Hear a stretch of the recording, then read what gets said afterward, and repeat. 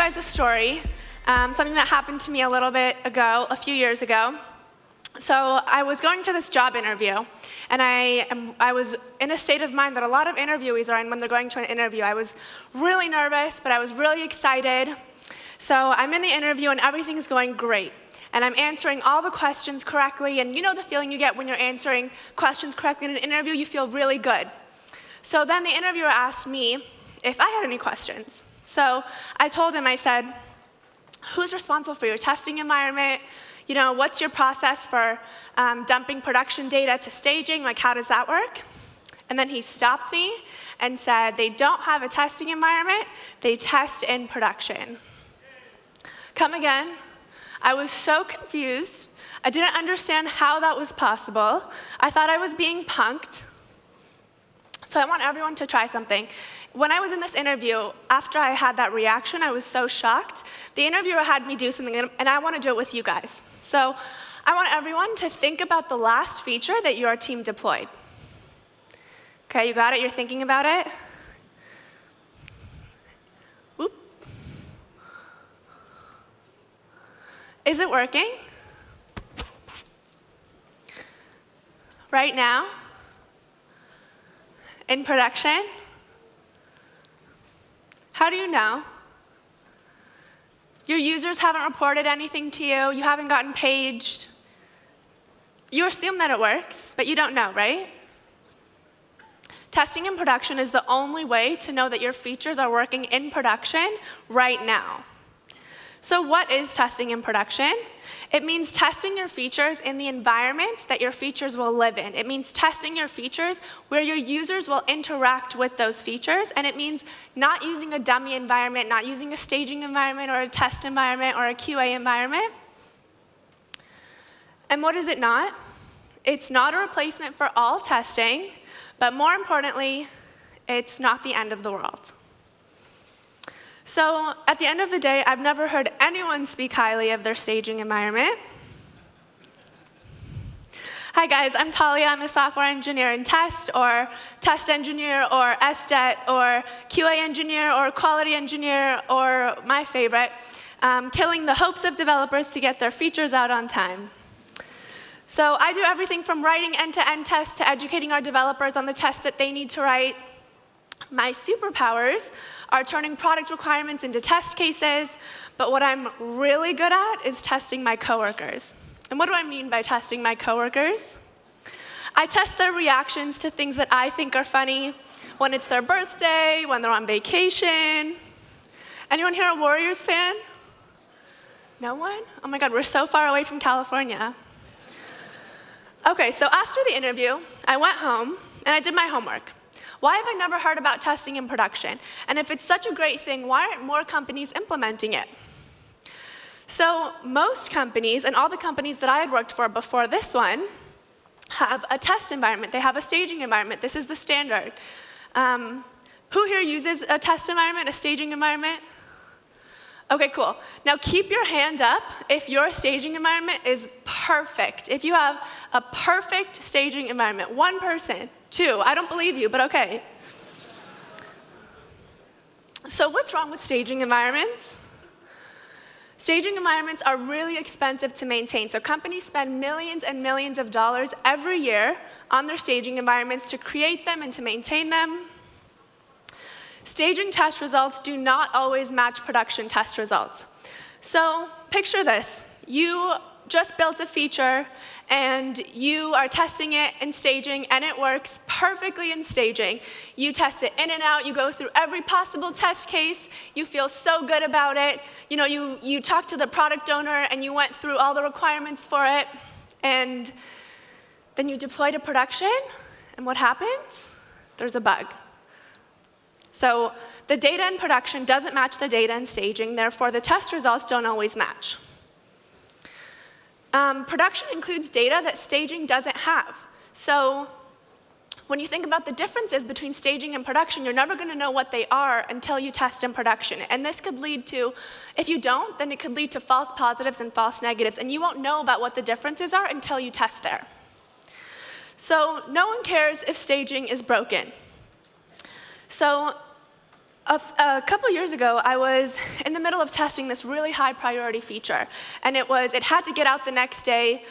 It was a fix for this other issue, and I was working on it, and I logged into staging to test it, but staging was down. I got the 404 screen of death, and I pinged the DevOps guy, but he was at lunch, so he said ping this other guy, and he said you have to open an IT ticket. So I opened the IT ticket, but then it had to get approved by someone else who was in a different time zone, and then I had to escalate it from my manager. No one cares if staging is down. No one's going to get a call in the middle of Thanksgiving dinner if staging is down. No one cares. The load in staging does not match production. So if you think of the number of people who use your product in staging and the number who use your product in production, it's a really big difference. So there's no way to get production performance data from staging. So I know what you're thinking, like, that's nice, Talia, testing in production, like, okay, sit down, like, we get it. I used to think this too. But the good news is that you already do it. So what's the first thing that you do right after you deploy a feature? You go to production and you test it. Okay, so here's the thing. Testing in production only works when the whole team owns product quality. So contrary to popular belief, it's not the test engineer's job to be the gatekeeper to ensure product quality and to sign off on the feature. It's everyone's responsibility. Testing in production only works when you test early and often. So testing your code early and often ensures that if there's a bug or if there's something wrong, you fix it as soon as possible, and then you deliver a much better user experience because they have less interaction with those bugs. And testing in production only works when you trust your team and your product. So I learned that what stops most companies from testing in production is fear. They're too afraid of the risks, and they don't have trust in their systems.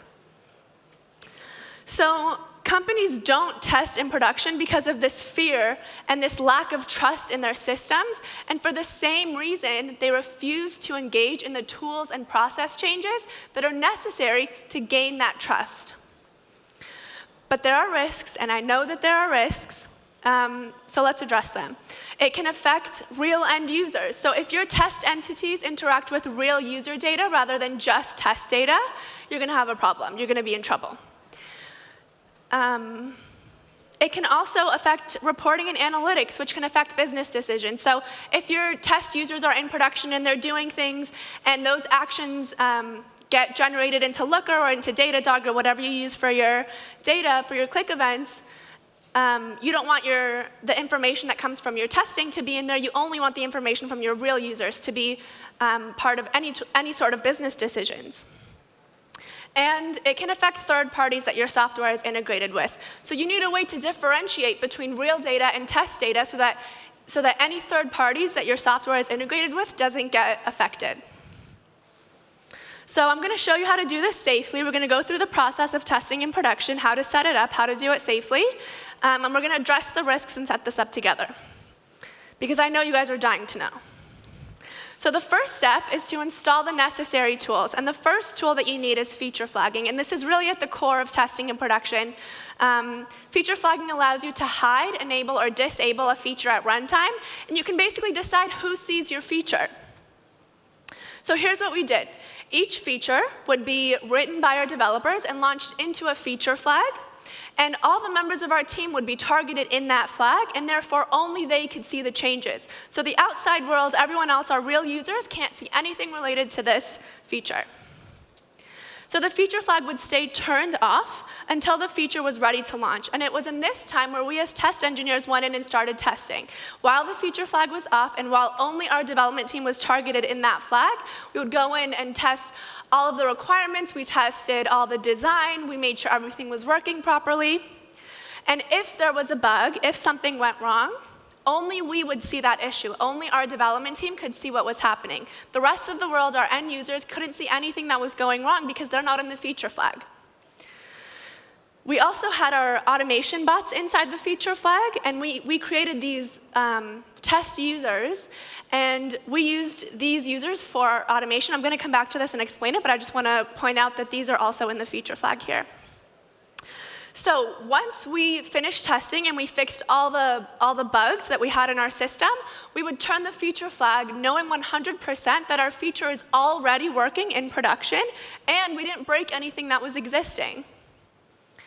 So we would then repeat this process for every new feature. So each feature gets its own feature flag, and we repeat this process for every single new feature. And this allowed us to have a safe way of testing in production without affecting real end users. So I just want to show you guys the UI in Split. Split is a tool that I've used for feature flagging. So on the UI, you're going to see this button, Create Split. After you click on it, you pick a name for your feature flag. You select the traffic type, and this can be your device, by location, by user. So I'm going to call this really cool feature, and I'm going to do the traffic type as user because I only want specific users to be able to see this feature. And then after you create the feature flag, you're going to have to create some targeting rules. Who do you want to see the feature? What do you want the default to be?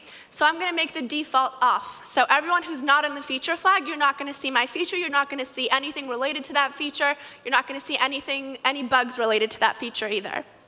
So notice also that I put a test user inside the feature flag, and that's the same user that we saw earlier in the other example. So now in the code, I can say, if the really cool feature flag is on for this person, then perform that action. And if it's not, we're going to go back to the default, do something else. And then the test is going to say, log in as that user, go to some page, perform some actions, and expect this feature to work. Because it's in the feature flag, it should work. So the best part about this, the cherry on top of the cake, was that when we turned on the feature flag in production, we already knew that our feature was working and we didn't break anything. So there were no surprises. So the next tool you need after feature flagging is an automation framework. Why do you need an automation framework? Because it's not scalable to manually test every feature after you deploy it. Trust me, I've tried. It's really not possible. So you want an automation framework that's easy to adopt, easy to debug, one that has good reporting, one that has a good support community. The last one I think is the most important one because if you're stuck, then there's people that you can reach out to. So you also want to know as often as possible that your features are working. So the next tool that you need is a job scheduler. So think of the longest time you'd want to know if a critical flow is failing. So you can also have two groups of tests, one group of critical tests that runs every half hour, and then another group of not so critical tests that runs once a day or whatever you decide. So one of the questions that comes up a lot when talking about testing in production is why not just run the tests in a loop? First of all, it's overkill. You can also set up the tests to run in your build pipeline so that you don't need to have them on a cadence. Or you can have both. You can have them on the build pipeline and on a cadence, but that's for you and your team to decide. The other thing is you need to trust your tests. One thing that I like to do when I write my tests, I will write the tests, and then I will watch them run on my computer, and I'll run them 20 times, 100 times, and I'll watch it run and make sure that it's doing what it needs to do. And then I know that it's working, so I don't need to have it run so often when it's on the cadence, when it's running on the cadence. So the next tool you need is an alerting tool. And you want to choose an alerting tool that can be integrated with your job scheduler so that if a test fails, someone will get alerted right away. And one thing that I will say about this is that you need to make sure that everyone on your team is in this rotation, including product, including developers, including your test engineers, because again, the whole team owns product quality. So these are the tools that I've used for testing in production, and these are the ones that I'm comfortable recommending. For feature flagging, I've used Launch Darkly and Split. For automation, I've used Robot Framework, Puppeteer with Jest, and Protractor. And for job schedulers, I've used Jenkins and Circle CI. And for alerting, I've used PagerDuty and Slack. I'm sure there's other ones that work as well, but these are the ones that I've used. So the next step is to carefully create test data. So the problem is we need a way to create and manipulate test data in production without affecting real end users. So something that we did was we created a consistent naming convention for our test users. So if our test users' username or email address contained a certain string, we would know that this is a test user, and there would be a flag in the back end that would identify these entities as test entities. And this goes for anything. It can be, if your company is like a checkout system, you can have a test checkout, you can have a test cart or a test user that interacts with this test cart. You can have, if you have something like a test group in your systems, you can have your test user interact with your test group. But the most important thing is that you want to make sure that your test entities only interact with other test entities. And this is something that you can hard code in your system. It's something that you just have to make sure that your test users only interact with your test entities. And if something there doesn't match up, then the test fails and the whole thing stops. So this is something that we do for risk mitigation. So we were able to create and manipulate testing entities in production by following these specific predetermined guidelines. So the next step is to write your tests. I like using BDD because it's super clear on what the test is doing, and it also helps my product person because he's not a coder, and when I write them out in Gherkin given one then, it's really simple to see what the test is doing. The next thing to make sure you have in your setup and teardown, your setup needs to start completely fresh, clear your cookies, log in with the right user, and then your test will perform whatever actions, validate whatever functionality, and in your teardown, you're going to undo any actions that your test does, and this is basically your cleanup time. And the most important part about this is that if any step fails, if your setup fails, if your test fails, if your teardown fails, the entire thing stops, and you automatically, someone gets alerted on your team, and someone goes to fix it right away. So a lot of times what I see is people have alerts set up for the test, but not for the setup and not for the teardown. So it's really important that in any step of the process that someone gets alerted if something fails. So the next step is to deploy to a production canary. Now, what's a production canary? It's when you slowly roll out a change to a small subset of users before you roll it out to everyone else. And this is for risk mitigation. It's at the end of the day, do you want 100% of your users to encounter this issue or 1%?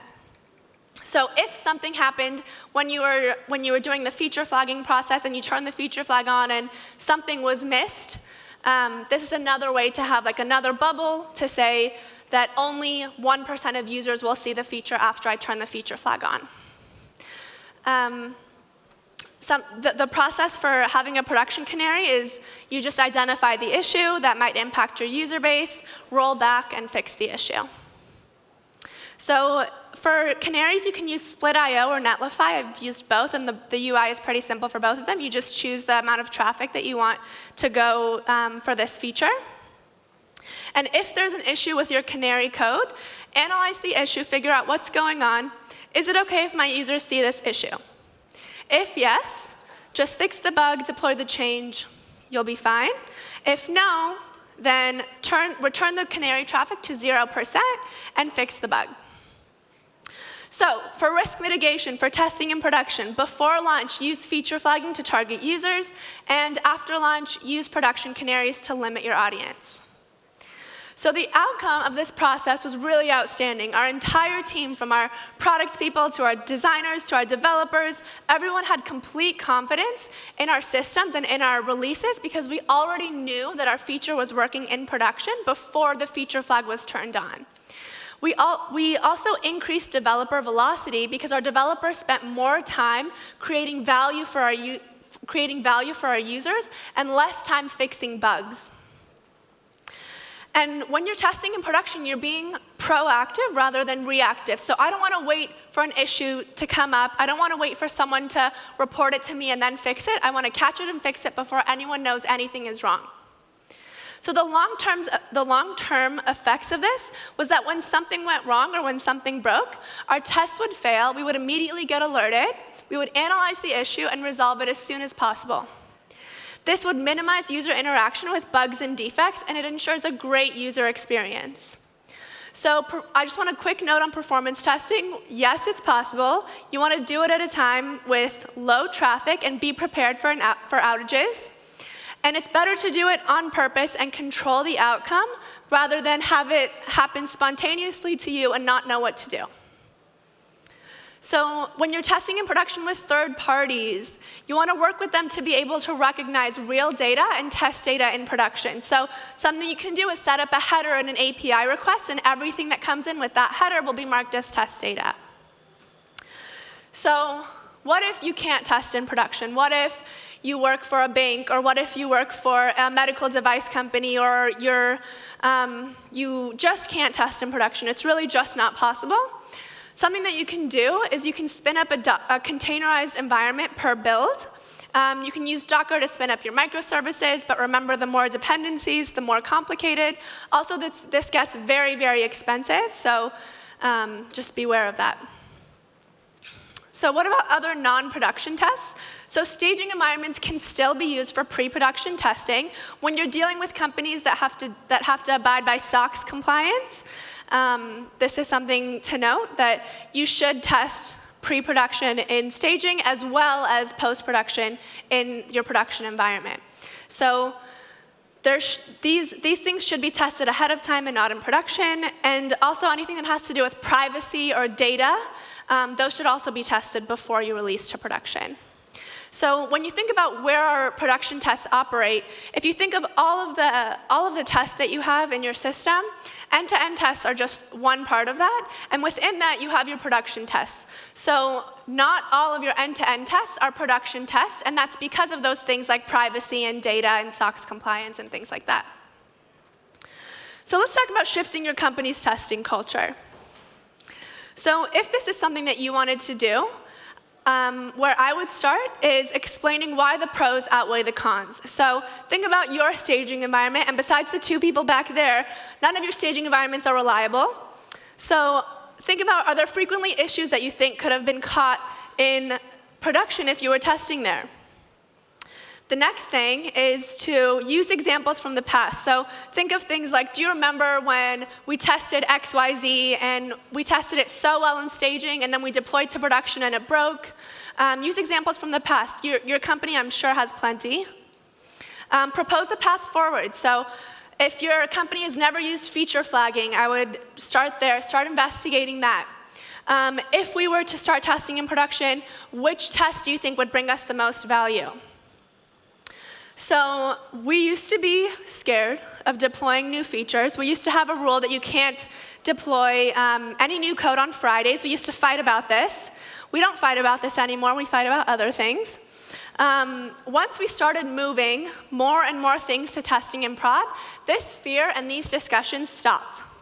And the time to know that something was wrong was reduced, and the confidence of our releases really increased. Okay. So there's always going to be those people who say, testing in production will never work. It's just, you can't do it, just test with your staging environment. It's just not possible, stop. To them, I say three things. Number one, staging will never fully represent production. Number two, staging is a sunk cost.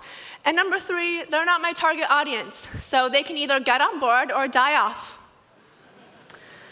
Okay, so if you would like to try testing in production, the steps are install your tools, your feature flagging, your automation, your job scheduler, your alerting tool.